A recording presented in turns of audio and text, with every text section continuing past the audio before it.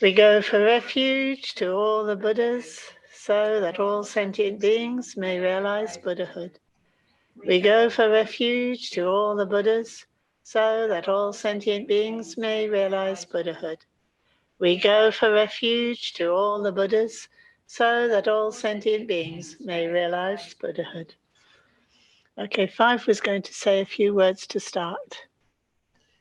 Thank you. I just wanted to welcome everyone to these seminars, which are another way of bringing out teachings from our Lama. And we'll have a chance to discuss each of these in a couple of weeks after them. So you can ask questions on the chat if you like. It might be better to email them to Lama later, then we've got time to think it over. I wanted to say about what we're looking at, that for our Sangha, this Nagarjuna's text is a crucial supportive text. It makes a doctrinal case for what we learn in formless meditation, that we can't know the liberating truth by adjusting our thinking. Already our thinking's not coherent with our experience, so you can't add more thinking or remove a few incorrect thoughts. What we know already, what's central to our Sangha, is the one who sees the truth of being. It's by seeing the truth they're liberated. So the Katyayana Sutra also is a direct link to the Pali Sutras of the Buddha's teaching on exactly this point. So Nagarjuna's text links our practice with the Buddha's teaching. It demonstrates the point of the Buddha's middle way. It shows how we accord with Nagarjuna, who's called the second Buddha, and it accords with our practice tradition of Mahamudra. So this is the path that we're making available in the world to all who want it. So we're hugely grateful to Lama Shenpen for opening up this text to us in her characteristic, exploratory and profound way. It's another demonstration to us of how to study and practice a text, really. So it's coming up within these seminars, which is great. So let's hand over to Lama Shenpen and begin, see where we get to. Thank you. Right, thank you, Five. So yes,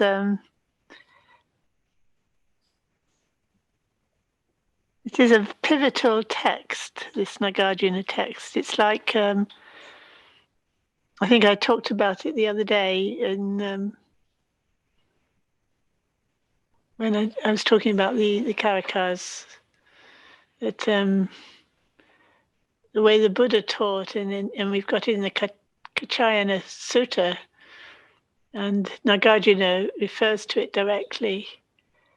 This very simple formula of that if you're looking at the origin of suffering, you wouldn't say it didn't exist. But if you're looking at the cessation of suffering, you wouldn't say the world didn't exist.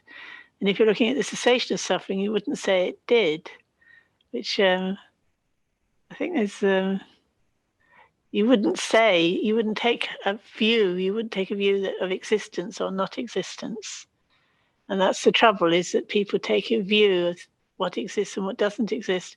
And then somewhat ironically, the Buddhist tradition then produced its own view that things exist dependently in this dependently arising way. So they do exist in this dependently arising way, which is kind of what the Buddha was saying isn't the case. And then Nagarjuna is saying the same thing. And it's ironical that then the Nagarjuna is famous for saying that, everything is dependently arisen, when actually he's saying what is dependently arising is actually can't actually be conceptualized. It's nishprapancha. In Trusting the Heart of Buddhism, we talk about nishprapancha. It can't be conceptualized. And what these verses are doing are showing you how you do conceptualize and how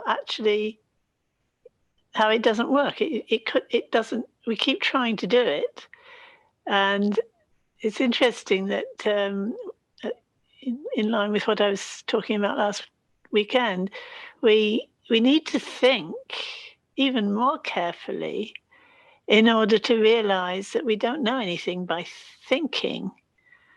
That thinking only is something that we can do to arrive at an understanding and a true way of seeing, but thinking in itself is not knowing anything. And yet we think we know. We think we know. We think what we think is what is true, is what we know. So what Nagarjuna is doing is systematically going through every way, which way, as Buddhists, going through the Buddhist teachings, we keep conceptualizing it and showing, look, you're doing it again. And then you're having to kind of think, stay with it and think, what else can I do? You know, that's what we're doing in meditation. What else? What else is? How can you not think? So I'm going to keep taking you back to that place, because I think we have to practice for decades. You know, for long. We have to keep coming back and recognizing on more and more subtle levels how the reason we're not awakened is because we keep conceptualizing. If we weren't conceptualizing, we'd be totally awake. So it's a given that we're doing that. And conceptualizing here isn't meaning an intellectual exercise of being able to use your mind. It's prepunching. It's making something up that isn't there. You're making a world out of something that isn't there, and you're making it as if it were there. Or else you were negating something that you thought was there and now isn't there. So you're either going for existence or not existence all the time. And the view is not to prepunch in that way. So I want to go back to remind you all about the homage verse, because it really does, he does, each chapter he kind of comes back to one or all of the points in this homage. So it's a good way to keep track of where we're going. So, homage to the Buddha, the supreme among speakers, the one who taught that which is praticca samutpada, does not cease, does not arise, is not nihilism, is not eternalism, does not come, does not go, is not something divisible, is not something unitary. It is the complete calming of prapancha, peace. And as I was saying the other day, peace here is a very weighty word. It's not just a kind of adjective for a nice state of mind. It is actually the ultimate cessation and realization of nirvana, the ending of all suffering. So that which is praticca samutpada is actually the cessation of suffering. So when you see the origin of suffering, that's right view, and with right view, there's the cessation of suffering. It's and that's the beginning of the Eightfold Path. You take that right view, which in Mahamudra would be called base Mahamudra, and by maintaining one's, gradually or rapidly, depending on what sort of disciple you are, you follow the stages of the path until you go into the samadhi on right view. And that's, then you've reached the goal, as it were. So praticca samutpada, which is usually translated as dependently arising, and that's a pretty, it's not a bad translation, doesn't cease and doesn't arise. So we tend to think, well, okay, when you talk about the praticca samutpada, you're talking about avidya. When avidya is present, then there'll be the samskaras, the habitual patterns, and when the patterns are there, there's the vijnana, the divided consciousness. when there's divided consciousness, there's the senses, and the sense objects, and then there's when there's that sense of the senses and sense objects, there's going to be contact. When there's contact, there's going to be feeling. When there's feeling, there's going to be grasping. When there's grasping, there's going to be coming, and then becoming. You're going to take birth, you could say, into a world. It's like the mandala. When you're drawn into a mandala, and then you take birth into the mandala, you enter it, and you're creating it and entering it at the same time, and then it runs its course, and then there's old age, sickness, and death, and it decays again, and then you're back to your state of avidya. So is that linear, or is that all of a piece?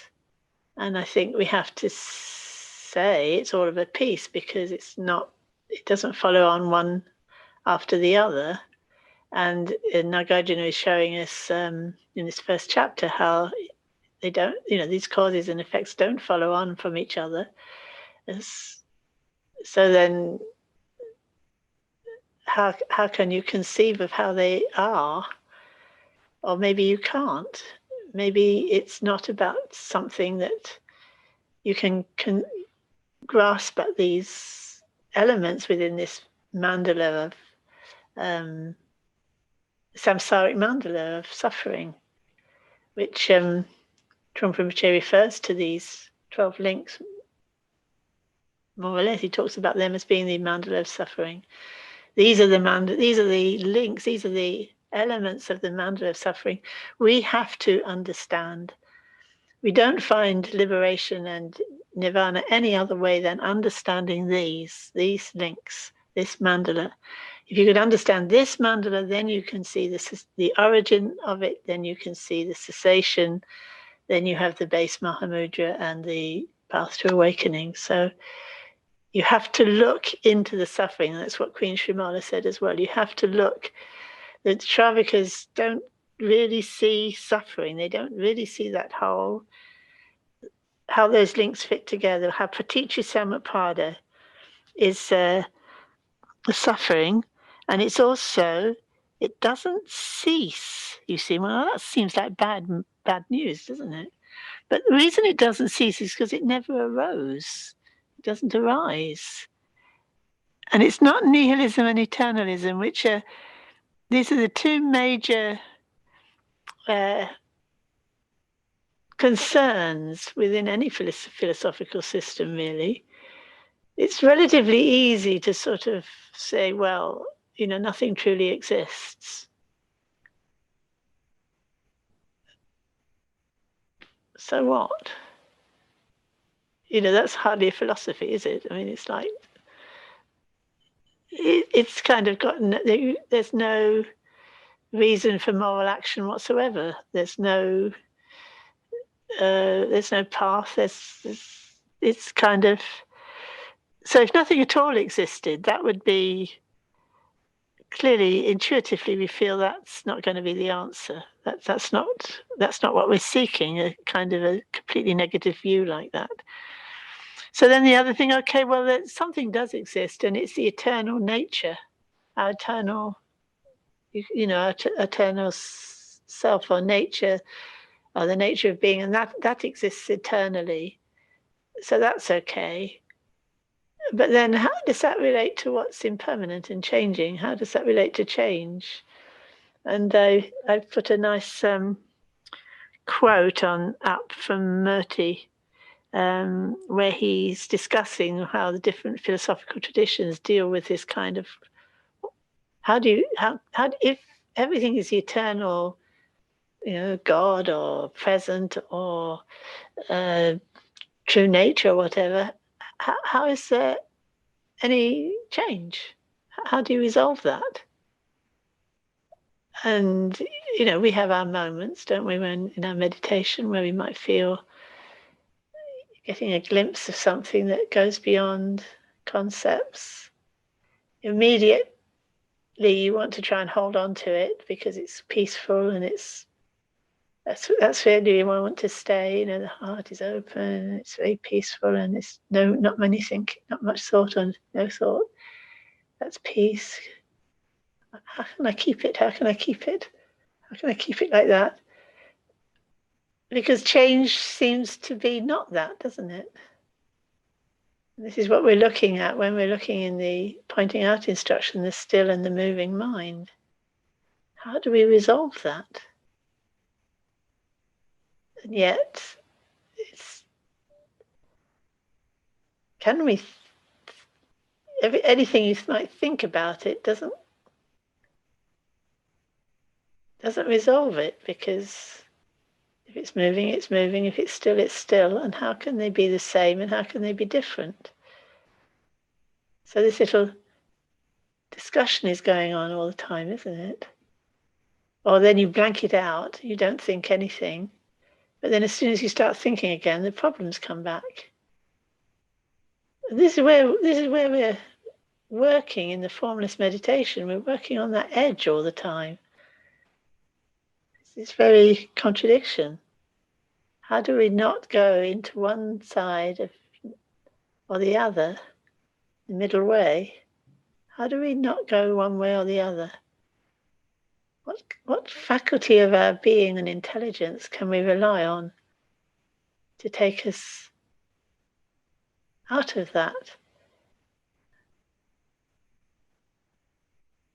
This is where the other faculty of Shraddha comes up. The prajna can sharpen our seeing, but then there's another way of being what you're seeing, which is what you might call Shraddha, translated as faith. It's another faculty. So this is very right on the edge of where we need to be in our formless practice. Doesn't come and doesn't go. So again, this is bringing back this question: did the thought come from somewhere? Does it go somewhere? Do we come from somewhere? Do we go somewhere? And if not, are we staying somewhere? And where is the staying? Well, these are all things that are discussed in the verses that are coming up. And they're well worth spending a lot of time on, even just one verse or chapter, because it's pointing to this, the fault with the way we're normally making assumptions and thinking. So once we drop that way of making assumptions and thinking, then we can understand all the arguments. We can understand all the different. So going through the different ones sort of keeps bringing us round spiral learning, coming back round again. It's very similar sort of arguments, but the same sort of process. And you notice more and more. I mean, I'm noticing as I'm going through it, oh yeah, how difficult it is to drop that assumption. It's worth considering it more, sharpening up that bit more. Yeah, and this next one, again, the arguments that you'll notice they come up again and again. It's not something divisible. So paticca samuppada, you've got these different elements. You can't divide them off, because then they would not have any relationship to each other. But you can't say they're all the same thing, because then they wouldn't be, you couldn't describe them as all different aspects, as it were.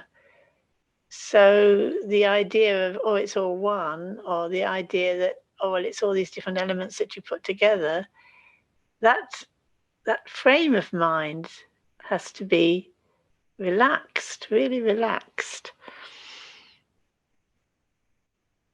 And there it is, the last line.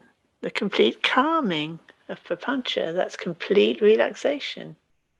No contrivance. I mean, in Tibetan, churchao, nishprapancha means no contrivance, completely relaxed. So that you're not heading towards getting more and more intellectually sharp, and but you're moving intellectual sharpness that actually leads to simplicity and relaxation. It's good, isn't it? That's that first homage to the Buddha who taught this. So then the first chapter, I've done a very rough translation. Interestingly, I just was talking to Gonzalo, who's in Argentina, and he's been studying with Chökyi Nyima Rinpoche and at the institute, what's it called, the Rangjung Yeshi Institute, for a number of years. And so he's a translator. He's a really good translator, and it's what he's earning his living at, has been earning his living at, and he's coming here next year with his partner. Anyway, I said to him, "Oh, I'm translating the Karikas." I said, just rough translations so that I can go through them with my students. And I said, but I'm not using any commentaries. I'm just relating it to meditation instruction because I think they're just simple meditation instructions.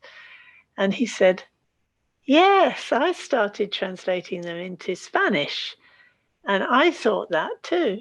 I thought they're very simple. They're very straightforward and direct. Meditation instructions, he said. But then I told Chökyi Nyima Rinpoche this, and he said, oh no, you have to study all the commentaries. And so he said, so I gave up on it. And I said, oh, don't give up on it, because I think you're right. I think, so that was interesting to hear that from him, that he'd come to the same conclusion. So maybe he'll go back to translating them into Spanish. And then he could improve my English translation, because I haven't had time to do it very thoroughly, and I would have to discuss it with somebody. But I am looking at the Sanskrit, and I'm looking at these different studies that have been done on the Karikas to just check that I'm not going wildly outside the limits of what is acceptable from the original.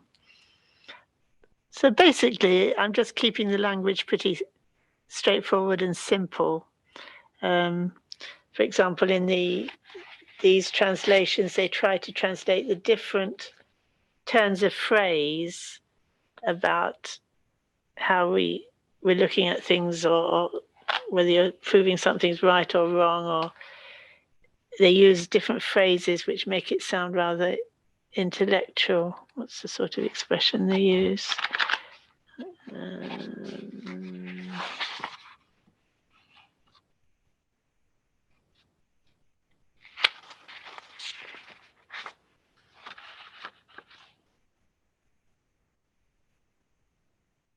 Anyway, mostly they kind of treat the verses as if they're mainly concerned with the controversies of their age, of their time. So they sound very technical, like because there's these different schools of thought, the Sarvastivadins and the Sautrantikas, and the different and Buddhist and non-Buddhist schools with their different positions, and that his arguments can be read as opposing their particular position. And I'm sure that's true, but then their particular positions have arisen from them looking at their own experience and trying to describe it and coming to a conclusion. And that's what we're doing. So we don't need to look at these as things that, or the Svatantrikas thought that. When you look at your own experience, actually, we think that. So we don't need to look at it as if it's someone else's idea that's wrong. We can just look at it as our own way of thinking, or tendency to think, and seeing that actually that would be wrong if we were thinking that. And I've tended to, rather than say you know something is not evident, or it's not justifiable, or it's not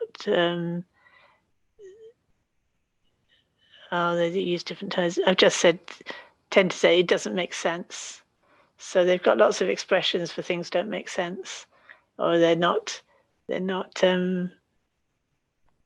logical. I think Ari tends to translate it all as logical or reasonable, but it's all basically, it doesn't make sense. If we try to think that way, it doesn't make sense. Because that's what matters, isn't it? We're trying to make sense of our experience. And if we look at it carefully, it doesn't make sense to, for example, we're looking at the just the basic sense that of causality. It must be, I mean, here we are in this world. It didn't just pop out of nowhere, did it? I mean, it was caused. It was caused by something. Otherwise it would be arbitrary, wouldn't it? What was appearing. But it isn't arbitrary. You know, I can more or less predict what's going to happen next because it's caused. So, like, the reason why next moment this room is going to be here just as it is now is because this room here now is causing the next moment of this room being here. It's how we automatically think, isn't it? It's here, this room is here, and I can be here in it because it's going to be here in a minute, because it's here now, and it's going to be here in a minute, or the next second, or the next experience, or and that proves to me it's here. And this is my solid material world. It's here because it is here, and it's caused by it being here, and it's causing it to be here. So we can't think in any other way, can we? You can give it a go. But so if that were true, you see, you'd be saying that something. So it's written the other way around. Nothing exists that arises as something, somewhere, from itself, from another, from both, or without cause. So nothing can arise without cause, okay. But then can it arise from something it is already itself? But if it's already itself, that's what we have here now. That can't be the same as what was before it, because otherwise it would still be the now, wouldn't it? So it must be different. But then if it were different, what relationship would it have with now? How did it go from the now of a moment ago to the now of now? If they're different, what's the relationship? If they're the same, why? You know, nothing's changed, but something has changed because that past now is gone and this new now is here. But the old now must be around causing the present now, but it can't be because I've just said it's gone. And when you really sort of play around with that in quite a relaxed way in your formless meditation, you start to realize, yeah, my thinking is actually making the world solid, and yet I've got no grounds for doing that. I don't have any answer. You know, I don't know what the answer is about causality, but the cause can't be. So it's really interesting because it fills you with doubt, which is quite humbling. Your doubt. Do I know anything? Yeah, I know this is here. No.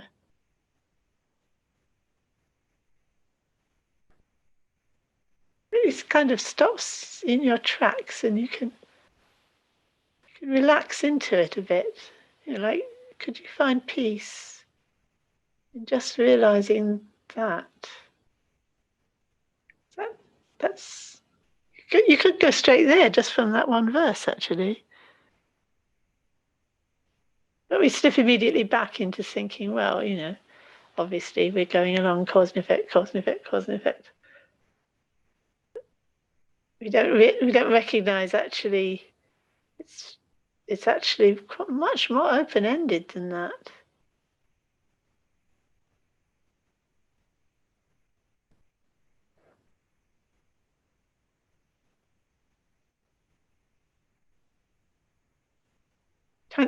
Tend to want to then think up a theory to make it all join together, don't you?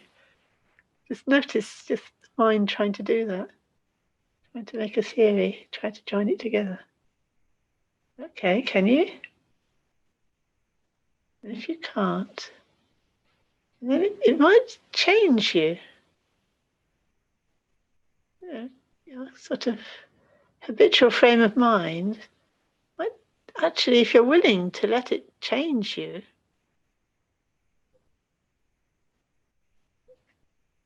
can have a profound effect. So experientially, I don't know if you want to argue with any of that. One of the things that I found interesting was that in Tibetan, you've got a term rangshin, which is usually translated as self-nature, because rang means self and shin means, well, it doesn't really mean anything. But rangshin together is just the nature of something, the rangshin, the nature of something. Very general term. So I don't think it really needs to be translated as self-nature, but I'm not sure that means anything in English, but maybe it does. But anyway, the word in Sanskrit is svabhava, which is sva is again self, sort of reflexive itself, and bhava is a way of being. So the self way of being of something.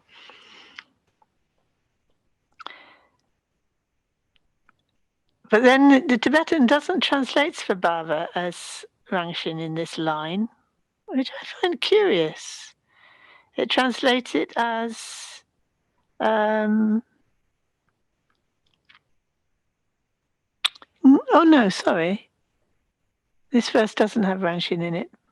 So that's something that I will talk about in a few verses' time. Yeah. So it's not something, it's not a something, a ngubo that has a rangshin or a self-nature. Nothing exists, nothing arises as something like that, as either from itself or from another.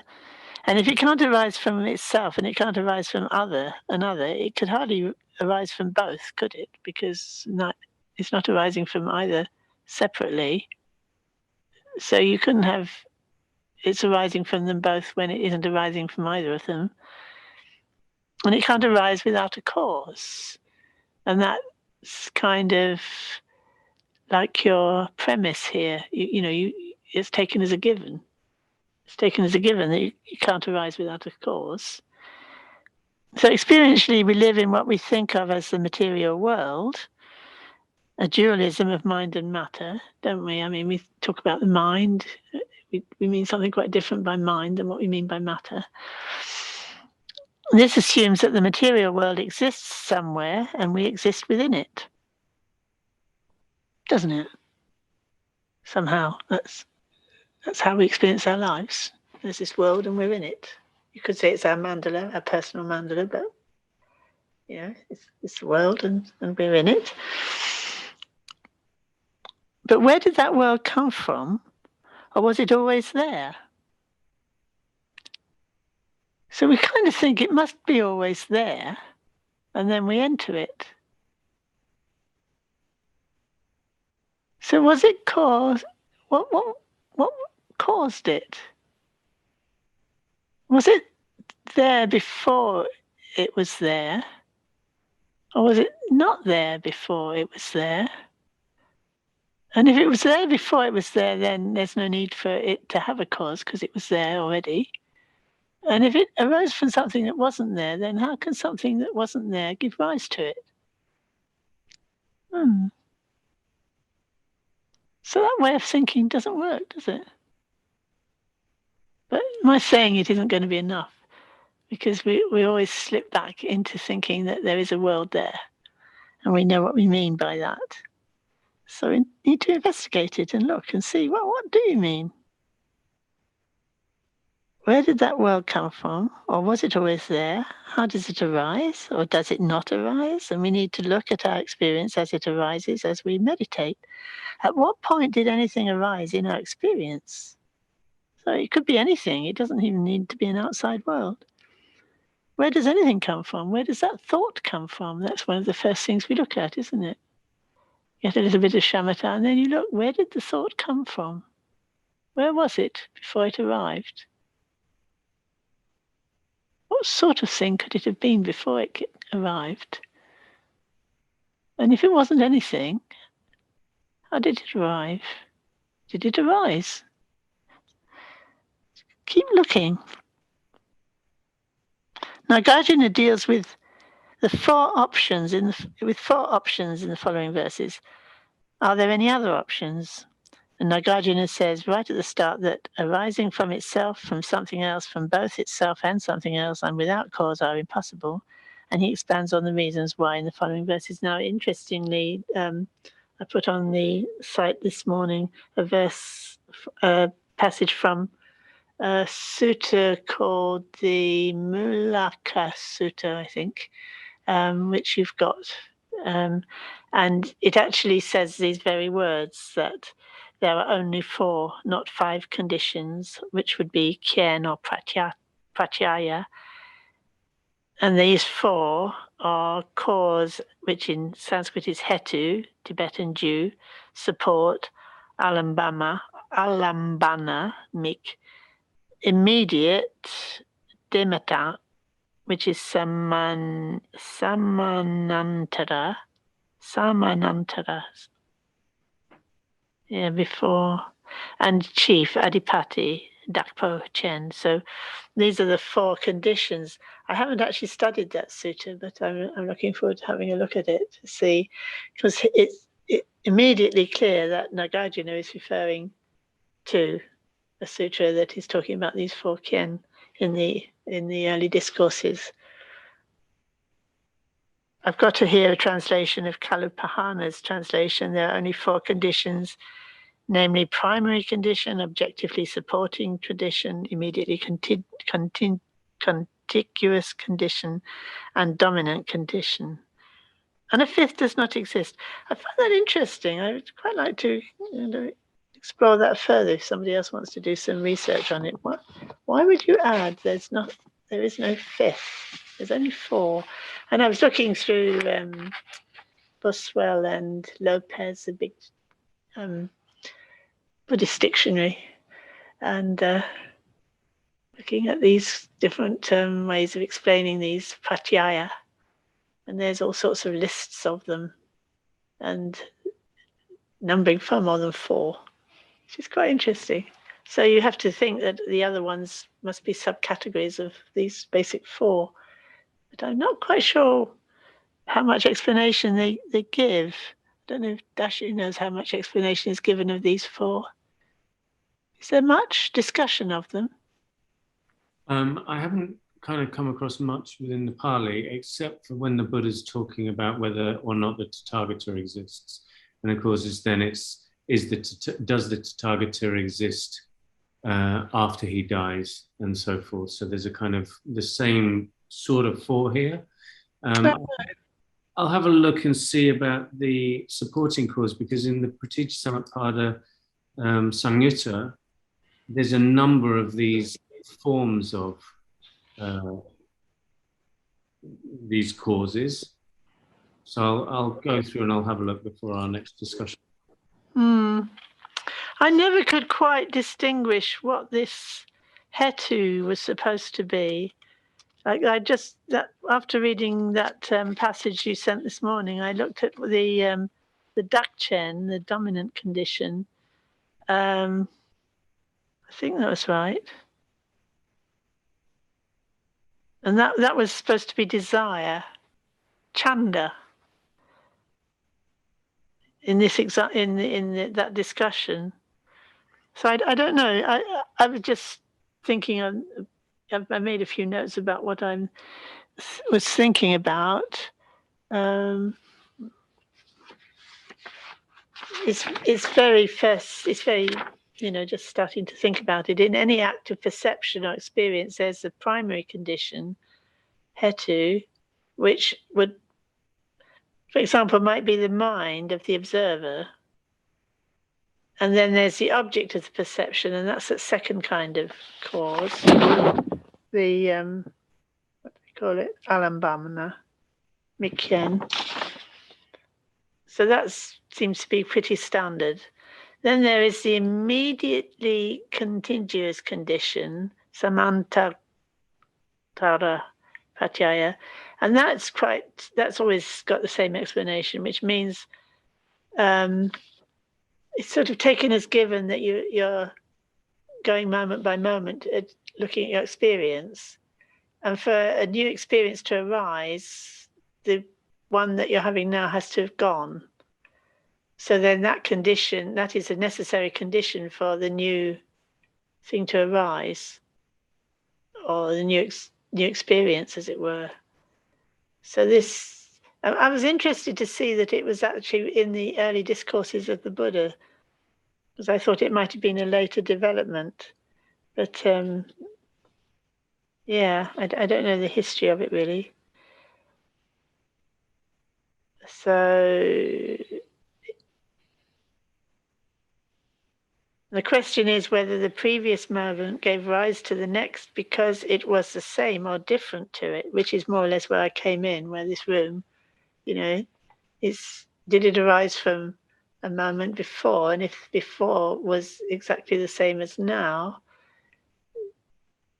there wouldn't have been any, there's no distinction. But if it's not the same, what's the connection between it?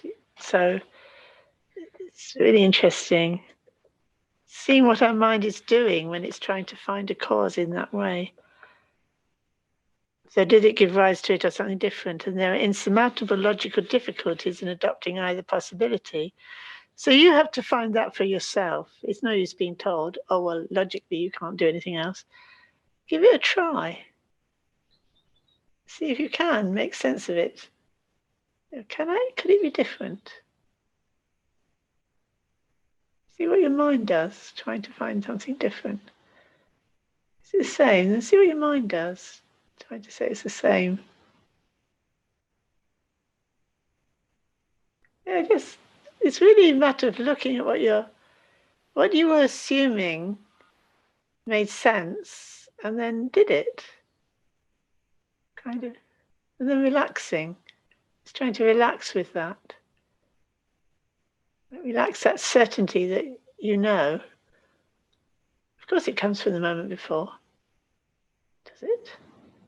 Of course it does. Does it? They kind of poke a bit more carefully. There's a kind of balance between you're going towards simplicity and relaxation, coming sort of home, but you're looking at the way you're not doing that because you're holding a view. Realizing, oh, I'm holding a view, and and I still am holding it. It's actually meditatively going towards simplicity.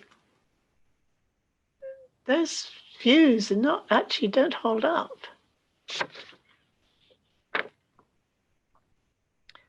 But when we look at how we try to make sense of our experience, such questions come up. And when we cannot find answers, we tend to feel frustrated and give up, blank out, and even get scared, actually. People can get really frightened. We build our world on these assumptions, and if you pull the rug out, you can have a real fear response. So do it gently. So Nagarjuna is challenging us not to give up entirely, but give up what is clearly a wrong view or way of looking. Yeah, it's more a wrong way of looking. The last of the four conditions is the dominant condition, which there seems to be a lot of difference of opinion about what each of these can refer to in any particular situation. So maybe that's something we can discuss more, maybe next time. So the last one, so sometimes when I was looking up what way this last one was explained, it could be any condition needed for perception to take place, such as light and healthy sense organs and so on. But then in that section we had this morning, it looked as if it could be chanda, it could be desire, could be that last cause, that mikken, what's he called it, the dominant condition. So that the dominant condition that is bringing about this perception or this experience is the chanda, the wanting, the desire, whether that's a good desire or a bad desire. That's what brings about the whole perception, which is really interesting because that comes up in that sutta, and the Buddha talks about when we're reflecting on the Buddha, on the teaching we receive from the teacher, this chanda arises, this desire arises of wanting to understand that, or wanting to follow the path to realize that. So it's not necessarily a negative desire. It's an interesting discussion about, I was reading this morning about chanda, how it could be negative or it could be positive depending on whether it leads to grasping or it leads to following the path. You could call it intention even, couldn't you? What you want to happen. Yeah. So that would be a dominant condition for anything to happen. There has to be that. And then there has to be the mind that's seeing it, and then the object seen, and then there has to be that opportunity for something to arise because something has ceased. It seems all of that needs to be present in some sense. I've not thought about it a lot. I certainly haven't discussed it with any teacher at all, but experientially it's already kind of quite challenging, quite interesting. So the Abhidharma schools that arose after the time of the Buddha were very preoccupied with what exists and what does not exist, and also causality. The assumption was that the Buddha taught there was no self, in contradistinction to the Brahmanic view that taught the true self to be supreme. By saying that there is no self, the Abhidharmists sound like nihilists who deny the causes and effects of karma and all moral responsibility and a path to liberation of the self. To defend their tradition, the Abhidharmists responded by saying the Buddha taught that dharmas exist but are impermanent and unconditioned. They taught that praticca samuppada means everything is conditioned and dependent on causes and conditions, so we're not nihilists. And in a way, that's right. We wouldn't say suffering didn't exist. When we're looking at the origin of suffering, there's a certain, although you wouldn't say it existed because that would be coming down heavily, but you wouldn't say it didn't exist because you're looking at it, aren't you? You're looking at suffering and you're looking at its origin. So then they elaborated at length about different kinds of conditioning conditions. There are various lists of conditions associated with different Buddhist schools, and Murti talks about them quite a lot. There are various lists of conditions, but Nagarjuna insists that they all boil down to 4, which is going back to what the Buddha says in the early discourses, and all the rest, I'm assuming, must be subsets of these 4. He then systematically shows how none of these 4 kinds of causes and conditions can account for the arisings of things. In Tibetan it's Ngöbo, and in Sanskrit it's Dravya. When we look at our experience and find we cannot trace a beginning or an arising of anything, we tend to feel we're just confused, don't we? I'm just confused. I can't find a cause. I can't find something arising, So lose interest. What's the point? That's what we tend to do. But what happens if we don't just give up, go back to our experience and examine the paradox more closely? So that's what I'm encouraging you to do. That's your homework. Is it really true nothing arises? How come anything functions at all? That we can live our lives at all?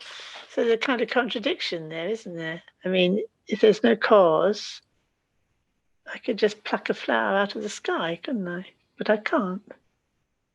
I can pick this up because there's causes.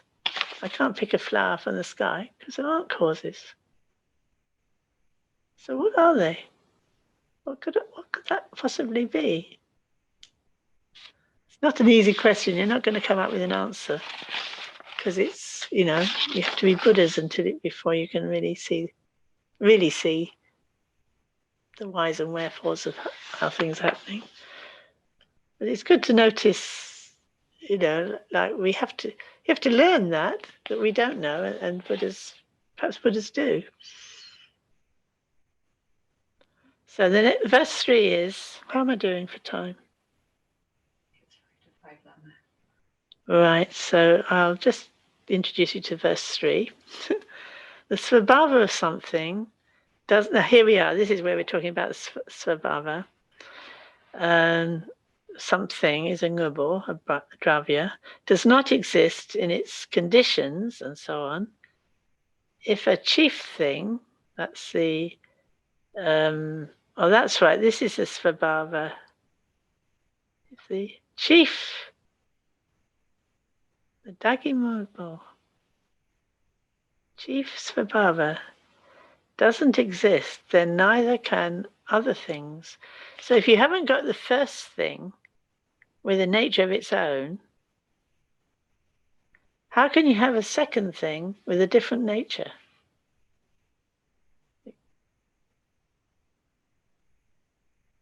How could it be different from this if we haven't established a nature for the first thing?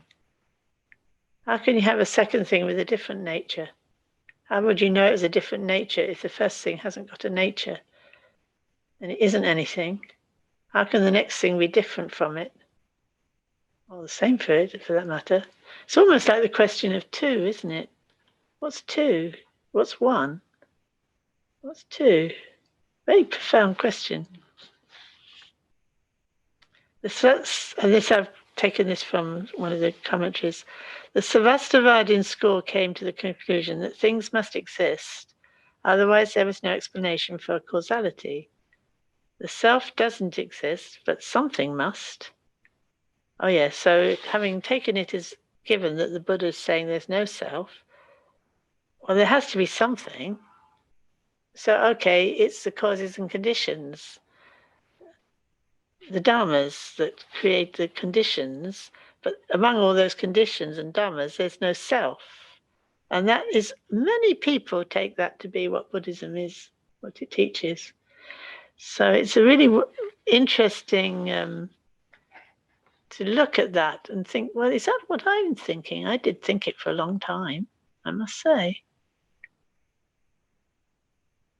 I thought the Buddha taught there's no self and that there was only these causes and conditions, everything changing and impermanent, and that was all there was. But then if that was true, how would there ever be any liberation from it? There would only be suffering. There would only be this impermanence.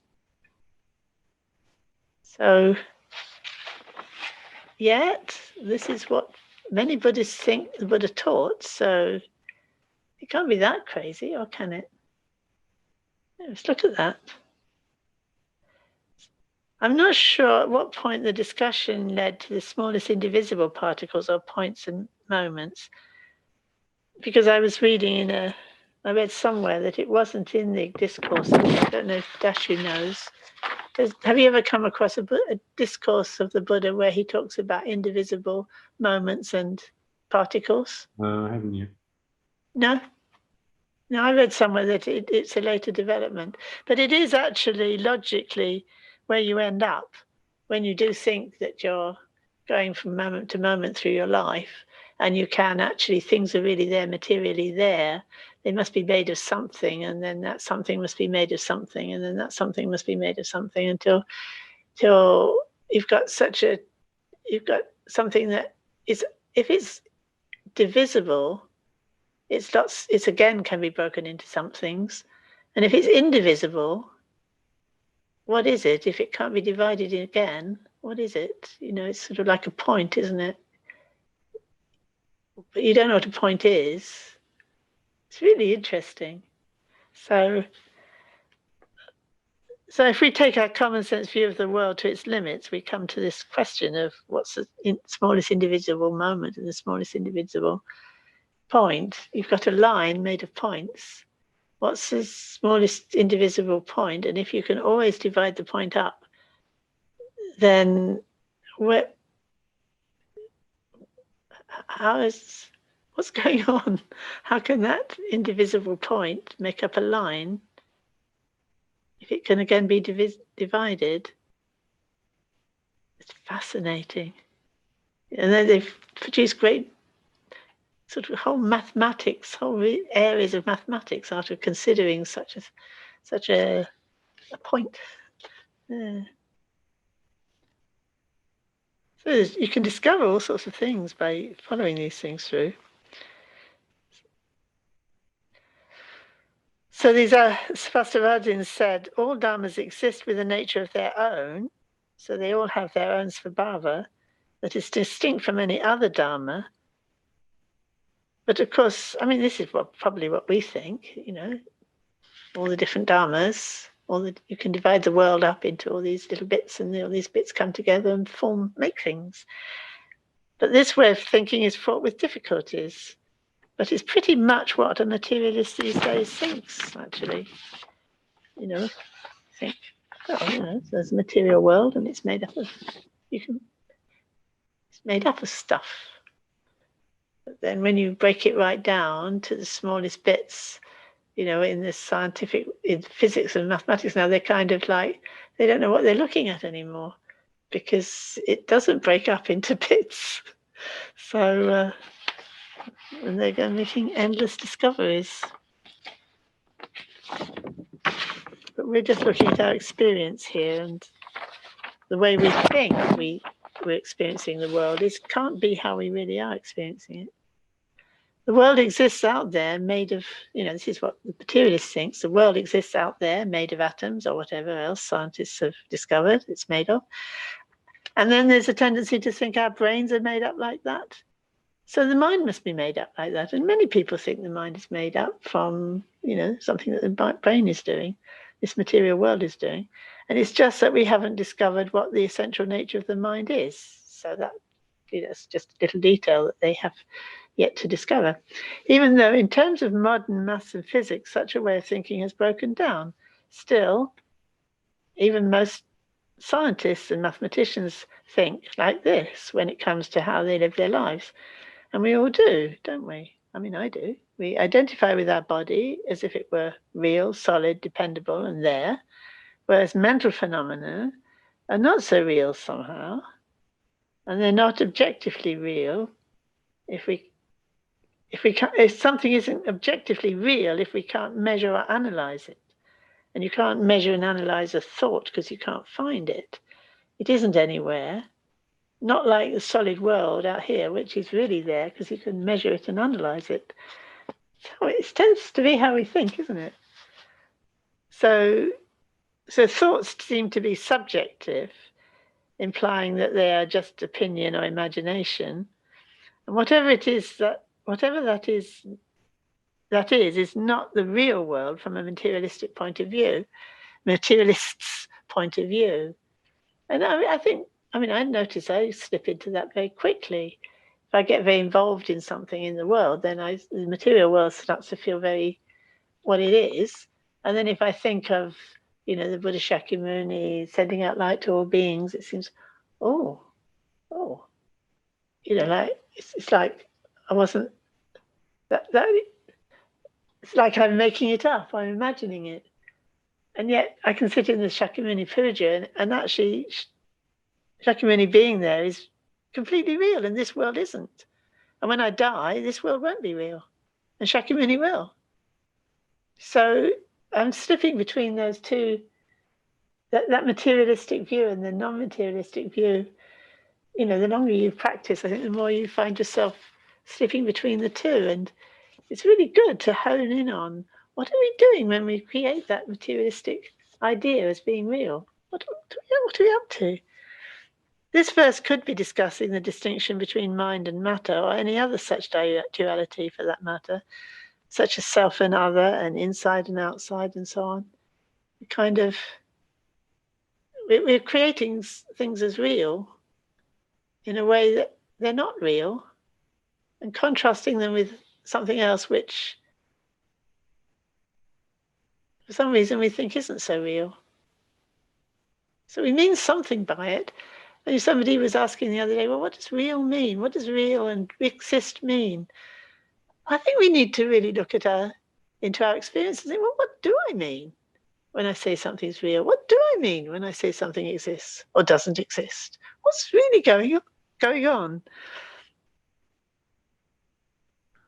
So if a thing exists by nature, svabhava, and this is where he uses dagi ngurpo instead of rangshin, and I don't know why. So maybe somebody at some point will work out why. So the essence of a thing that is its primary cause.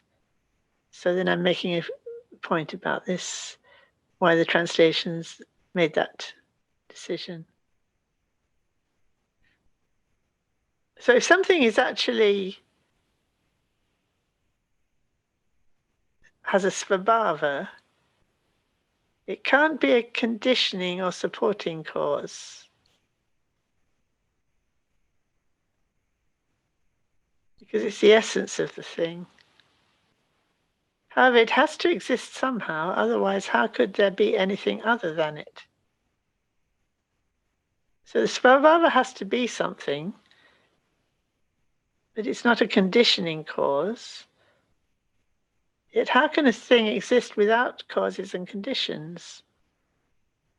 I think I got lost there a bit just now. I'm not sure I've really got the point of this verse, but it's interesting to notice how we always seem to need to think in terms of causes as different from what has arisen from the cause, and yet this presents insurmountable difficulties logically and experientially.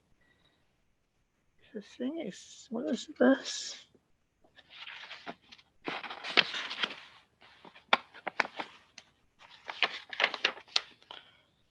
I can see I'm going to have to discuss this with Gonzalo, aren't I?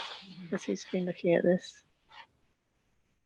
Svabhava of something doesn't exist in its conditions because it is its actual nature, so it can't be its conditions, it's something that it is in itself.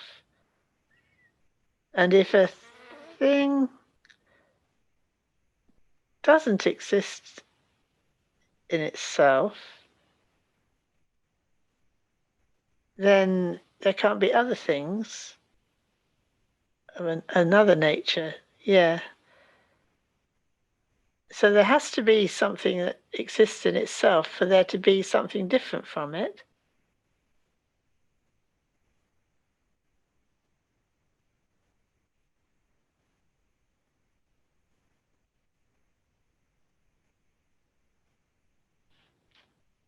What is it? It's an interesting one, isn't it, about something has to exist in itself for something to be different from it. It has to have some kind of svabhava for something to be different. And that's something that's different, which might be a condition, can't be it. It has to be, the condition would have to be different from it. But if it isn't anything, so it has to have a nature of its own, but if it had a nature of its own, it would already be there. So a condition wouldn't give rise to it. So what would the condition be? But then if you say, well, it doesn't have a nature of its own, it's only conditions. Well, then what are the conditions then that aren't anything, that don't have a nature of their own? What would they be? It seems so easy at first, doesn't it? The world breaks down into, you break it down into this and this and this, and then all the parts are there, and they're all assembled. But actually, you can't actually have a world that's made up of parts that are there before the whole thing is there. This is where, in the Mahamudra you talk about it's not there, and yet it's Slunjitup. It's all of a piece. It can't be broken up. That's why you come back to this verse. It's not something divisible and not something unitary. It's paticca samuppada. complete cessation of anything that you can actually, when we're trying to understand something, we try to kind of, there's the thing we're understanding, and we're here understanding it with our thinking. But as long as we're standing outside of it, trying to understand it with our thinking, we've divided it up, and there's no relationship between the divided parts. So actually, all that thinking is just thinking. And knowing is, in a way, you can't do that with it. Well, you just have to keep coming back to that place. So I seem to have managed to do 4 verses, don't I, in one session. I've talked a lot. I don't know if anybody wants to say anything straight away before we close.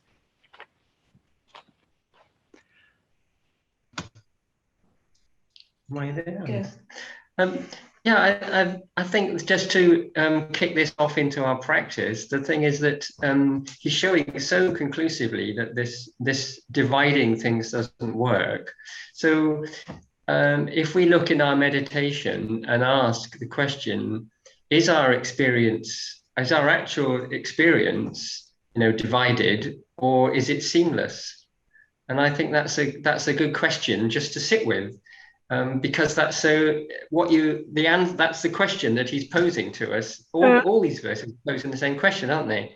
So this is how we think, and he's showing that how we think has problems. Okay, what's our actual experience? If we don't, So I think that's Is it seamless, or do we see things in a divided? Are things really divided in our direct experience? And even if we say it's seamless, have we actually separated ourselves out and tried to look at it as seamless? Yes, as though we assume something seamless, or are we part of the seamlessness? That's Are we really? I mean, there wouldn't be a. I mean, what would your relationship be? You can't do anything with it except actually suddenly see. You have to be prepared to change. If you're ready, or if you're always sitting there trying to come up with another clever way of saying it, you're probably not changing. Yeah. Yes, it's as though you've discovered it's indescribable, so you try to describe it. Or you try to say, "Oh, yeah, I know what it is." Or you say, "Oh no, I know what it is. It's indescribable." So actually, nothing's changed. You're still stuck, aren't you? Oh yes, it's okay. It's all indescribable. Yeah, what next? Yeah. And we could do that endlessly. And I think this word "fresh" is very good there, isn't it? In the Dorji Changtongma, it's fresh. It's so fresh. And we keep trying to make it stale. Oh, it's indescribable. Oh, it's nishpapancha. Oh, it's seamless. Or oh, it's all one. And we all the time trying to make it old. Whereas actually it's never old. It's never just gone by. It's always fresh. And there isn't anything else. And it always was. And there never will be anything else.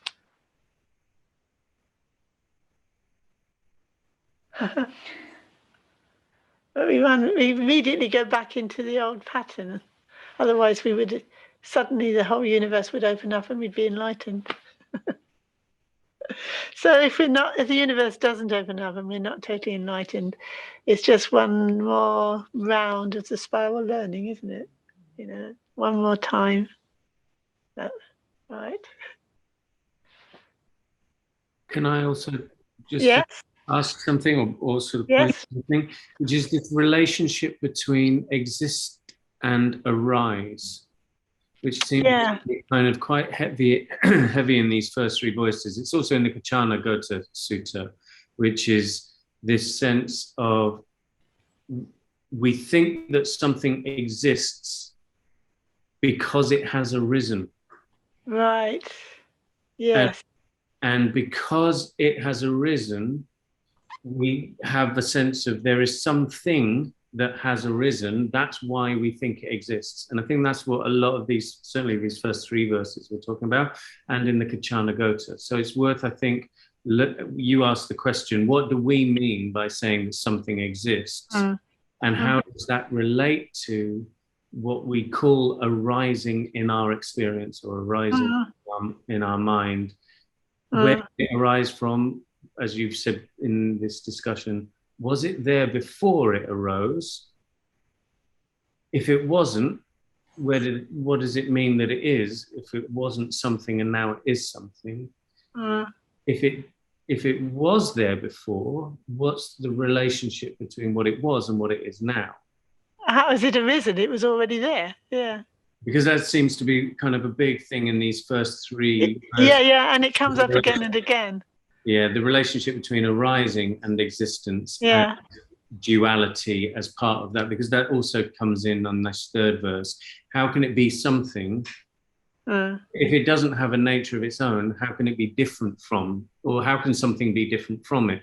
Which is bringing in this sense of there is a duality of existence or non-existence. It's either this or it isn't this. Well, we haven't defined what this is, so how can we define right. what is it? Yeah, no, that's right. There's a big... Yeah, no, that's right. Yeah.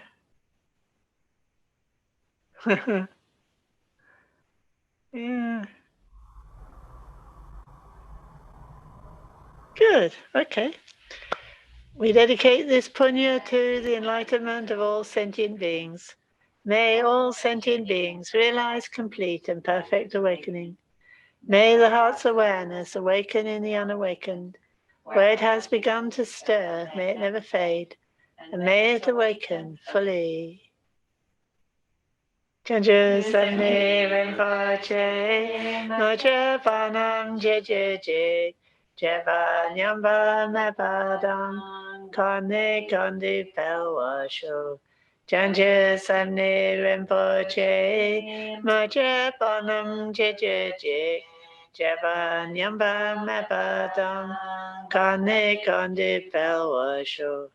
Chanche Samne Rinpoche, Mache Panam Jeje, Jeba Nyamba Mepadam, Kane Kondi Pelwasho.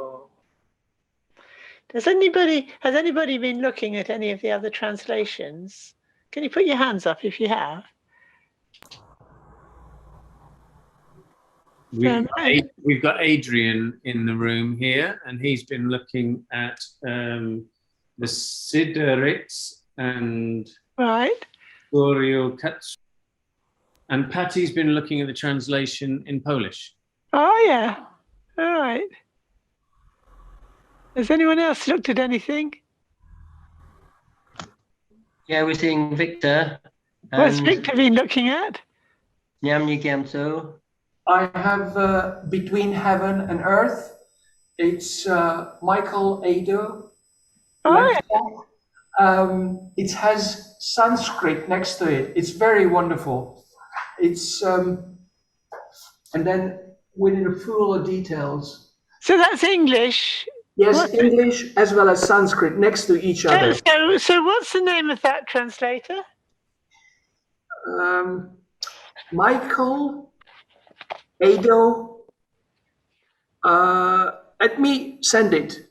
Yes, send it. Yes. Just send it when was it done? When was it produced? What's it printed? When was it published?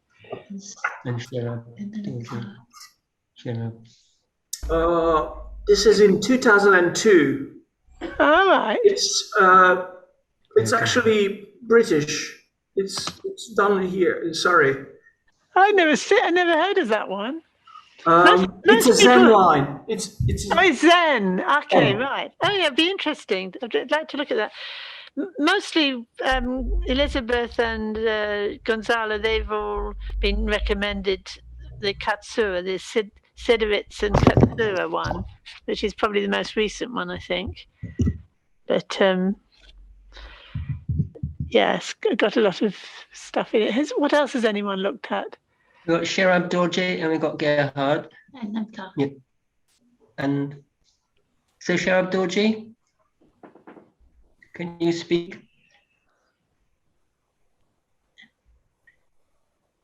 I can speak. I have looked at, and I do mean looked at, this one, which is from the Padmarker translation group, which is kind of nice and clear. What's it called? The root stanzas of the middle way. Oh, that's done by Padmakara. I didn't know they'd Root done it. stanzas of the middle way. So Padmakara. So I need to get hold of that one. What would say the name again? Root? Root stanzas, wasn't it? So that's pretty straightforward. Oh well, maybe I'll use that. I won't need my own I translation. have no idea what you just said. Yeah. Nyamni The other one I Gyamso, looked at, actually, in part, before I stop it, was Stephen Batchelor's translation, Oh, which yeah. I can find bears no relationship to anything anybody else writes. So I can't put that one away again. Right. That's about Yeah, it so far. I looked at the J. Garfield and hated it, so I stopped looking at that. All right. Okay. Me too. So, Namka. Namka, what have you got? Well, I've got the J. Garfield no one likes. But Do you like it? No, not particularly. But I mean, I've read his commentary, and if you want to press Sangika analysis, it's quite interesting. It's a Gelugpa one, yeah. It's Very Gelugpa, yeah. But you know, to know exactly, he's very good. I mean, he's right. And he also relates it to Western philosophy. He's a philosopher, so. All right. I haven't really read much of the commentary, but I just noticed the slant in the verses, you know. Yeah. Translation is very hard to read. Yeah. Well, for philosophy, I found Murti was very interesting from Indian and Western philosophy, the way he brings it together. Have you seen this? He's very philosophically minded. I really like his, you know, the way he thinks about philosophy generally. He's a philosopher. It's called The Central Philosophy of Buddhism, a study of Madhyamaka system by Murti. Very interesting. He brings up very interesting, subtle points about, you know, different way the Indian groups have. But he does tend to distinguish Buddhism from what the Buddha taught, which is quite interesting. He sort of says, well, you know, Buddhism teaches this. And I said, no, it doesn't. And then he said, but the Buddha, and then I noticed, he says that what the Buddha taught, and he distinguishes it from Buddhism in quite an interesting way. Are there any others that haven't been mentioned now? Well, yes, says Inada. Oh, yeah, Matthew also has his hand up as well. Oh, yeah? What's he mean? What have you got, Matthew? Well, it was actually when I put my hand up, it was before Sharab spoke. It was Stephen Batchelor's verses from the centre. Right. But unlike Sharab, I found that really good. Right. When I started to look at it about 10 years ago. Right. He puts it in the interrogative, so he's asking you questions. Yeah. What was in some way quite appropriate for what Nagarjuna is doing.